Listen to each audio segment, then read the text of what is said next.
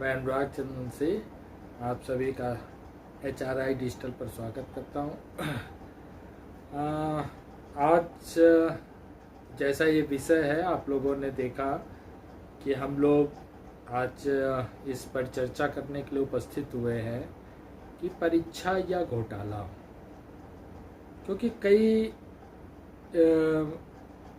समय से देखा जा रहा है कि देश में परीक्षाओं का स्तर जो लेने वाली संस्थाएं हैं उनके द्वारा कई अनियमितताएं, कई अलग तरीके से परेशानी का सामना जो है वो जो हमारे बच्चे हैं उनको करना पड़ रहा है। आप सब लोगों को पता ही है कि भारत में के संविधान में शिक्षा का जो अधिकार है वो हमारे अनुच्छेद 21A के तहत परिभाषित किया गया है कि शिक्षा हमारा मूलभूत अधिकार है। राज्य सरकारों को, केंद्र की सरकारों को और समाज के हर उस व्यक्ति को इस देश के बच्चों को शिक्षित करने की जिम्मेदारी भी है और आवश्यकता भी है। किसी भी राष्ट्र की प्रगति के लिए उस राष्ट्र की प्रगति का जो सबसे सर्वोच्च बिंदु होता है कि उस राष्ट्र के नागरिकों का, वहाँ के नए बच्चों का शिक्षित होना।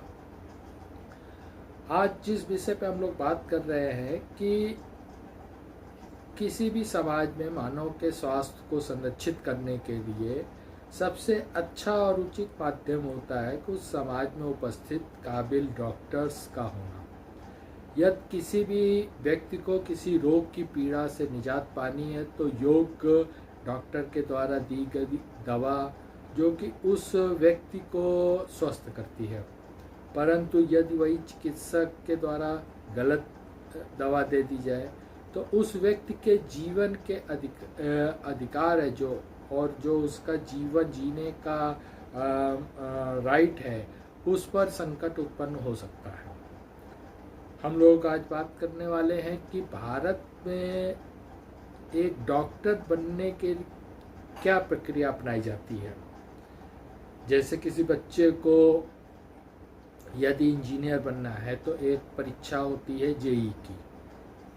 उस परीक्षा को पास करने के बाद बच्चे को जो देश के प्रतिष्ठित इंजीनियरिंग संस्थान है उसमें प्रवेश मिलता है और आगे का लक्ष्य वह बच्चे उस तरह से अपना प्राप्त करते हैं।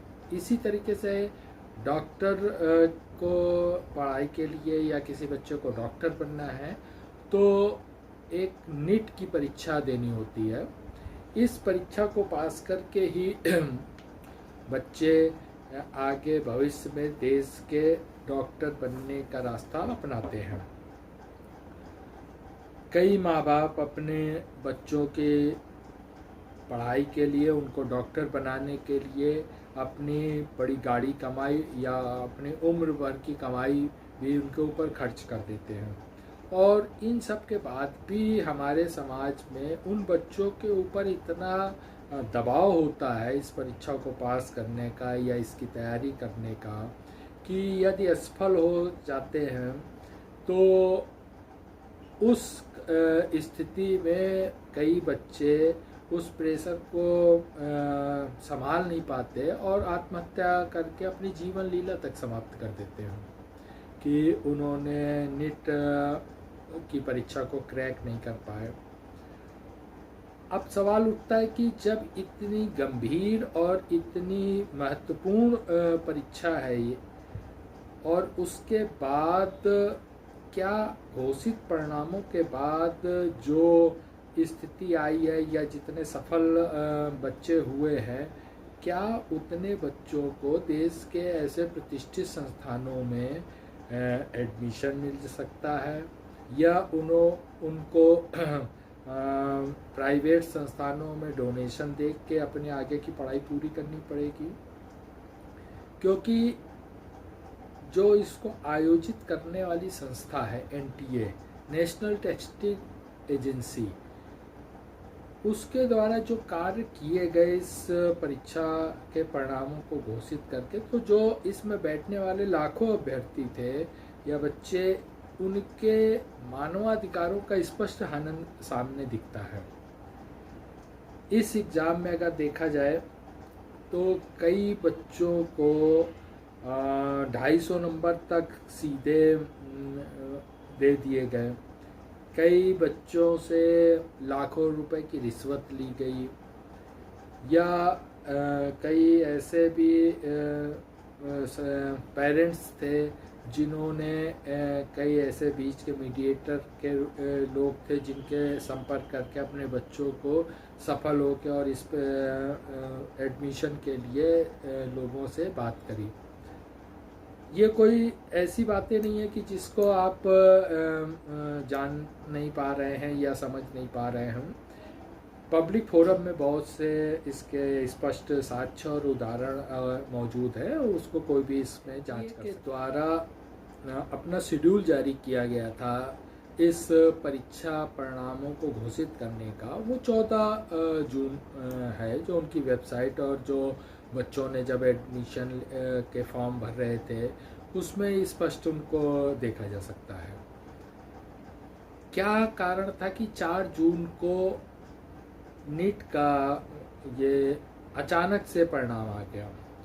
4 जून आप सबको याद होगी कि 4 जून ऐसा दिन था जिस समय देश में लोकसभा चुनाव परिणाम की घोषणा की जा रही थी।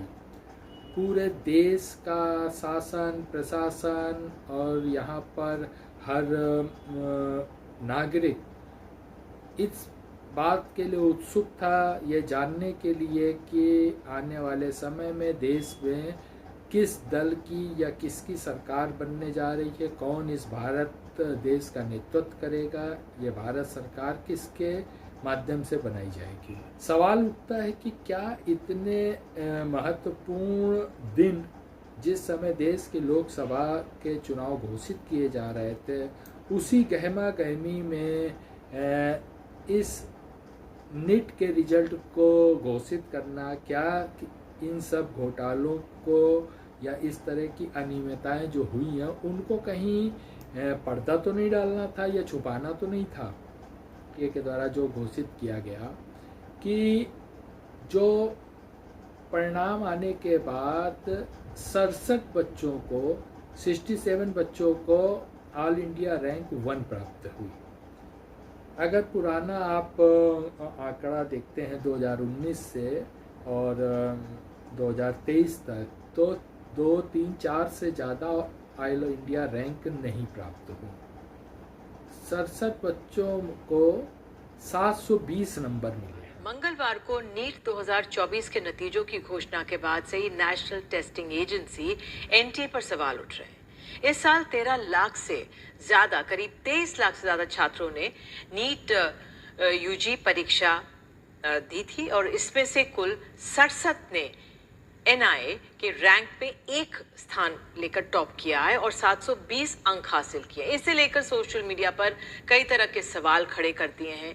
इस बार कई छात्रों के 718 और 719 नंबर आ रहे हैं। 720 का पेपर होता है। जानकारों का कहना है कि मुमकिन है। घोषित हुआ, इसमें 67 बच्चों को 720 अंक प्राप्त हुए, जिनके ऑल इंडिया रैंकिंग 1 नंबर की है। और उसी क्रम में अगर देखें तो जो बच्चों के रोल नंबर हैं उसमें 6 बच्चों के रोल नंबर ऐसे हैं जो एक ही क्रम में हैं और हरियाणा के एक ही केंद्र के पाए गए। हो सकता है ये महज संयोग हो। इस बार फिर से नीट का पेपर भी लीक हुआ है, जैसे पूर्व में हुआ था। 2017 में दिल्ली पुलिस ने 2 लोगों को गिरफ्तार भी किया था, जिन्होंने नेट के सर्वर को हैक करके पेपर लीक कराने का काम किया था। अगर आप टाइम्स ऑफ इंडिया की रिपोर्ट को भी देखें तो उनके अनुसार पटना में 20 छात्रों को पेपर के एक दिन पहले ही पेपर प्राप्त हो गया था। उस संदर्भ में पटना पुलिस ने 13 लोगों को गिरफ्तार भी किया था। इसके साथ ही एक टेलीग्राम का मैसेज भी देखें जिसपे यह कहा जा रहा है कि 48 घंटे ही बचे हैं, जिसे भी पेपर चाहिए वो प्रति सब्जेक्ट 30,000 में प्राप्त कर सकता है। तो इतने सारे जो तथ्य हैं वो पब्लिक डोमेन में उपलब्ध हैं। उसके बाद भी एनटीए ने इसमें कोई ठोस कार्रवाई नहीं की। परीक्षा कराने में जो उनको सावधानी बरतनी थी वो नहीं बरती गई और पेपर को होने दिया। शिक्षा के व्यावसायीकरण का इससे बड़ा उदाहरण शायद जल्द आपको नहीं मिलेगा। दूसरा एक घोटाला और सामने आया जिसमें कुछ अभिभावकों ने सेंटर हैक करने का काम किया। उन्होंने एक सेंटर को ही खरीद लिया। आज कर सकते हैं इस बात की कि गुजरात के जो गोधरा का एक जय जलराम कॉलेज है उसके मालिक के साथ 2 लोगों को गिरफ्तार किया गया और गुजरात उच्च न्यायालय ने इस संदर्भ में उन सभी को 14 दिन की न्यायिक रिमांड पर जेल भेजा है। अब बात सबसे बड़ी बात है कि एक इस संदर्भ में ऑडियो भी वायरल हो रहा है। उसमें भी एक महिला द्वारा कहा जा रहा है कि आप परीक्षा समय तक सेंटर में बैठे रहें और लिखने का आप परीक्षा देने का नाटक करते रहें, क्योंकि सीसीटीवी कैमरे लगे हुए हैं जिसमें ये दर्ज हो जाए कि जो बच्चा है वो परीक्षा सेंटर पर उपस्थित है और वो परीक्षा दे रहा है। उसके बाद सील होने के पहले पेपर जो आंसर सीट है उनको सील होने के पहले वो पेपर को उनके लोग हल कर देंगे। साथ ही साथ इसमें बड़ा एक हैरान करने वाला भी तथ्य आया है कि 2 बच्चों को 719 और 718 अंक प्राप्त हुए। कोई बड़ी बात नहीं है कि जब 720 नंबर प्राप्त हो सकते हैं 67 बच्चों को, तो कई बच्चों को 719 और 18 अंक अगर प्राप्त हुए तो हैरानी वाली बात नहीं है। लेकिन हैरानी इस बात की है कि जो एनटीए की अंक प्रणाली और की व्यवस्था है उसको समझने का प्रयास करें। यदि एनटीए ने के जो बच्चे परीक्षा दे रहे हैं उसमें अनिवार्य रूप से 180 प्रश्नों के जवाब देने हैं। अगर कोई बच्चा सभी प्रश्नों के सही जवाब दे देता है तो उसको 720 अंक प्राप्त हो जाते हैं। अगर वो बच्चा एक प्रश्न को गलत कर देता है तो इसमें माइनस मार्किंग है तो उसका 1 अंक कट जाएगा। तो और गलत अटेम्प्ट करने में 4 नंबर उसके और काटे जाएंगे। तो कुल मिलाकर एक गलत जवाब देने पर किसी भी बच्चे के 5 अंक कटते हैं। एक प्रश्न को छोड़ दिया मतलब ना उसको आपने सही किया ना गलत किया, मतलब उसको अटेम्प्ट ही नहीं किया, तो आप अटेम्प्ट न करने की दशा में 4 अंक कटते हैं। तो इन दोनों परिस्थितियों में उस बच्चे को 716 नंबर प्राप्त होंगे या 715 नंबर प्राप्त होंगे। 719 और 718 अंक किसी भी सूरत में किसी भी बच्चे को प्राप्त नहीं हो सकते हैं। एनटीए ने माना कि 10 मिनट अगर कोई परीक्षा केंद्र में पेपर देर से बांटा गया तो एक बच्चा 1 मिनट के अनुपात से 10 क्वेश्चन का सही आंसर देगा तो उसको 40 अंक ग्रेस के रूप में दे दिए गए। इसी तरीके से बहुत से सेंटर्स में बहुत से बच्चों को आप ये मान के चलिए कि ग्रेस के रूप में 240 अंक तक प्राप्त हुए। महत्वपूर्ण सवाल ये उठता है कि अगर इतनी गंभीर परीक्षा जिसमें सम्मिलित होने वाले बच्चे भविष्य में डॉक्टर बनकर समाज में रहने वाले व्यक्तियों की जीवन की रक्षा के लिए तैयार होने वाले हैं, परंतु यदि काबिल बच्चे ही इस परीक्षा को पास न कर पाने की दशा में आगे नहीं बढ़ पाते हैं और अपने मेडिकल की पढ़ाई पूरी नहीं कर पाए, तो ये उन सभी के मानवाधिकारों का स्पष्ट रूप से ऐसे अयोग्य बच्चे जो आगे बढ़ जाते हैं और भविष्य में डॉक्टर बन जाते हैं, उनको देश के प्रतिष्ठित संस्थानों में प्रवेश तो मिल जाएगा, क्या वो एक कुशल डॉक्टर बन पाएंगे? क्योंकि इस मानव समाज में एक डॉक्टर का दर्जा भगवान के रूप में माना जाता है, और यदि उसकी अयोग्यता की वजह से किसी की जान जाती है तो उस व्यक्ति की जीवन की रक्षा का अधिकार उस व्यक्ति के लिए बड़ा गंभीर हो जाए। एक ही सवाल आता है कि अगर इतनी प्रतिष्ठित परीक्षाओं में इस देश की सरकारें और इस देश का जो इसको आयोजित करने वाली इकाइयां हैं, क्या वो समुचित ढंग से इन सभी विषयों पे काम नहीं कर रहे हैं? चाहे पेपर लीक का मामला हो, चाहे सेंटरों की अव्यवस्था हो, चाहे किसी भी रूप में आप ये मान के चले कि जो इसमें सम्मिलित होने वाले बच्चे हैं वो निरंतर अपनी पढ़ाई, अपनी तैयारी को करते हैं, इसके बाद परिणाम उनके अनुकूल ना आकर इस बात से आता है कि किस तरीके की सिस्टम की सेटिंग की गई है।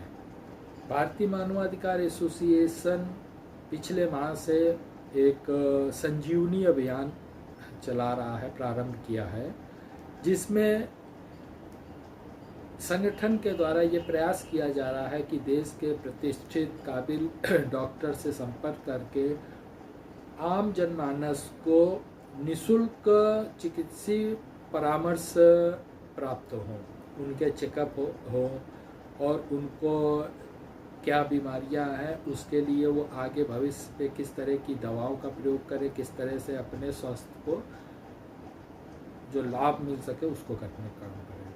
आने वाले समय पे हम अपनी नई पौध को किस तरीके से तैयार करने का काम कर रहे हैं, समाज के लिए हम क्या बेहतर जो तैयारी हो सकती है, चाहे डॉक्टर्स की हो चाहे शिक्षकों की हो, क्योंकि जिस तरीके की हम आप अगुवाई करेगा हमारा समाज, हमारे जो नए बच्चे हैं, उसी तरीके का समाज आगे बनने का काम। मानवाधिकार एसोसिएशन की तरफ से ये प्रयास किया जा रहा है कि समाज के उन जिम्मेदार लोगों तक ये वीडियो पहुँचे और नवगठित होने वाली भारत सरकार से भी संगठन के द्वारा ये अनुरोध किया जाता है कि सरकार गठन के बाद प्रधानमंत्री जी का ये प्रथम एजेंडा होना चाहिए कि इस तरह से शिक्षा के क्षेत्र में हो रही धांधली गड़बड़ियों के प्रति